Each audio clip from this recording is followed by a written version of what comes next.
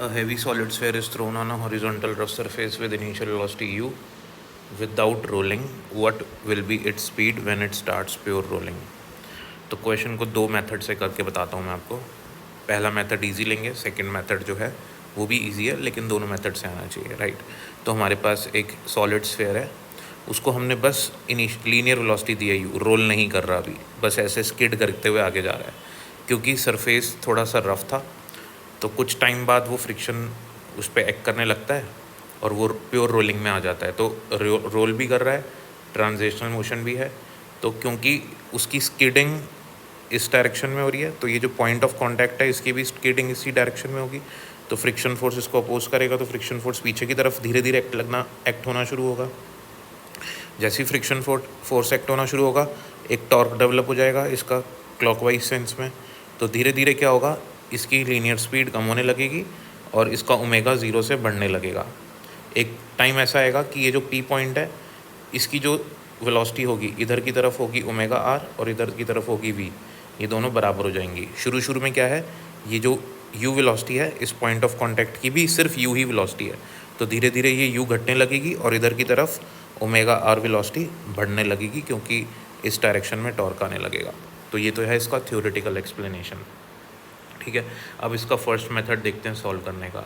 तो क्योंकि यहाँ पे हम लोग मानेंगे कि जो इसका एंगुलर मोमेंटम है वो कंजर्व रहने वाला है, तो हमारा एंगुलर मोमेंटम जो है वो कंजर्व रहने वाला है। कंजर्व किस पॉइंट के अबाउट रहने वाला है, ध्यान रखना एंगुलर मोमेंटम एक वेक्टर क्वांटिटी है। तो मैं कोई भी एक पॉइंट ले लेता हूँ, सपोज मैंने यहाँ एक पॉइंट ले लिया पी, इस पॉइंट के अबाउट एंगुलर मोमेंटम कंजर्व होगा। क्यों होगा, देखो ज़रा, देखो एक फोर्स जो लग रहा है इस पी पॉइंट पे, जो फोर्स लग रहा है इसको P1 ले लेता हूँ मैं। तो फोर्स जो लग रहा है मेरे को कंजर्व करना है एक्चुअल मोमेंटम P1 पॉइंट के अबाउट।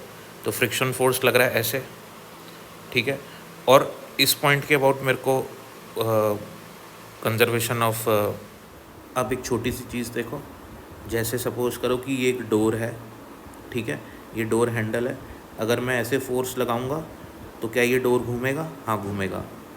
कैसे घूमेगा, ये है इसकी एक्सिस ऑफ रोटेशन, तो ये है इसका डिस्टेंस r। जैसे जैसे मैं r कम करता जाऊंगा वैसे वैसे टॉर्क ख़त्म हो जाएगा। तो अगर मैं अपना फोर्स एक्सिस ऑफ रोटेशन, ये एक्सिस ऑफ रोटेशन है ये वाला पॉइंट, अगर मैं अपना फोर्स जो मैं फोर्स लगा रहा हूँ वो एक्सिस ऑफ रोटेशन पे ही लगा दूँ तो क्या टॉर्क आएगा, नहीं आएगा। ऐसे ही ये पी पॉइंट है, इसके अबाउट देखो कोई टॉर्क है क्या, फ्रिक्शन फोर्स पी पॉइंट पे ही लग रहा है, mg फोर्स पी पॉइंट पे ही लग रहा है, नॉर्मल फोर्स पी पॉइंट पे लग रहा है। तो क्या ये तीनों टॉर्क प्रोवाइड करेंगे, इस पॉइंट के अबाउट कोई टॉर्क नहीं होगा।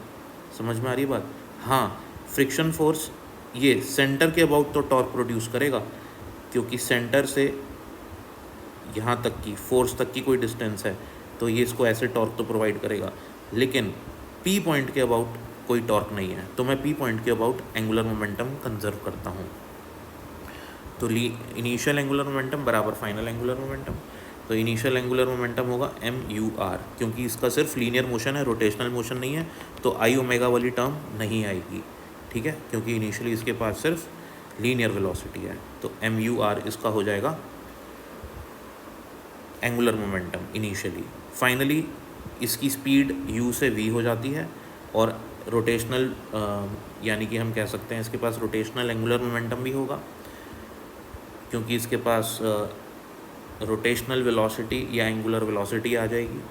तो एंगुलर वेलोसिटी की वजह से इसका मोमेंटम हो जाएगा आई ओमेगा और ट्रांजिशनल वेलोसिटी की वजह से इसका एंगुलर मोमेंटम हो जाएगा MVR। आई की जगह हम लिख सकते हैं 2/5m r² क्योंकि ये सॉलिड स्फीयर है और प्योर रोलिंग करेगा तो ओमेगा को v/r लिख सकते हैं। यहाँ से हम देख सकते हैं जो कॉमन टर्म्स हैं उनको हम कैंसिल करेंगे, m